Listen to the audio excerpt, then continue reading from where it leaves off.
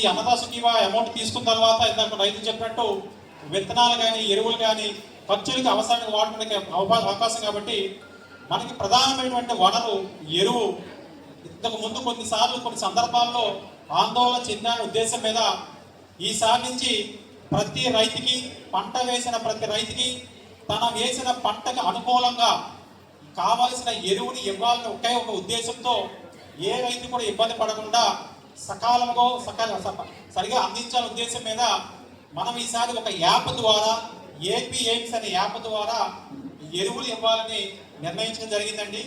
దీని ప్రధాన ఉద్దేశం ఏమిటంటే ఎవరు ఏ పంట వేశారు, ఆ పంటకి ఎంత ఎరువు అవసరం, దానిని ఎన్ని విడతల్లో ఇస్తాము, ఎటువంటి ఇబ్బంది లేకపోతే ప్రభుత్వం యొక్క ముఖ్య ఉద్దేశం. కాబట్టి రైతులు అర్థం చేసుకోవాల్సింది ఏమిటంటే ఎవరైతే పంట నమోదు కార్యక్రమం చేయించుకున్నారో అంటే కింది తొలకల్లో మీ పంటలు ఏ సర్వే నెంబర్లో ఎంత పంట వేశారు, ఏ పంట వేశారు, ఎంత విస్తీర్ణంలో వేశారు అనేది మన వ్యవసాయ శాఖ సిబ్బంది రైతు సేవా కేంద్రంలో నమోదు చేయడం జరిగింది.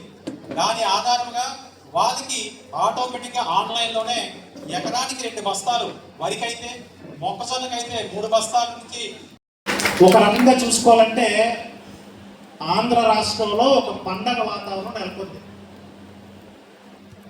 అనుకోవచ్చు దేశం అంతా కూడా 2000 రూపాయలు ప్రధానమంత్రి కిసాన్ యోజన కింద జమ చేయడం జరుగుతుంది.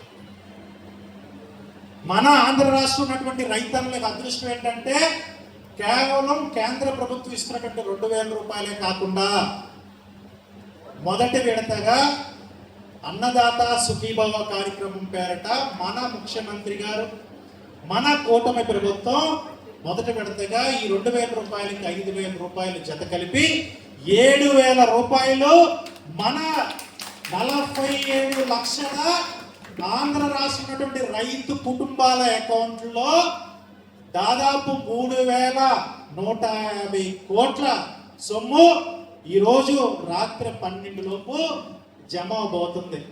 ఇప్పుడే కొంతమంది రైతు సోదరులు అప్పుడే చెప్తున్నారు ఇంకా ప్రధానమంత్రి గారి మీటింగ్ అక్కడ అయిందో లేదో, ఇంకా మన ముఖ్యమంత్రి గారు మాట్లాడలేదు, కానీ డబ్బులైతే మొదలవుతున్నాయి. ఇంతకు ముందులాగా జగన్మోహన్ రెడ్డి బట్టలు నొక్కితేనే పడతాయని కాదు, రైతన్నకు మాటిచ్చిన ప్రకారం పడుతూనే ఉంటాయి. ఈరోజు ఈ రాష్ట్రంలో రైతన్నకి వెన్నుదన్నుగా కూటమి ప్రభుత్వం ఉన్నటువంటి విషయాన్ని మన రైతన్నులందరూ కూడా గుర్తు చేసుకోవాలి.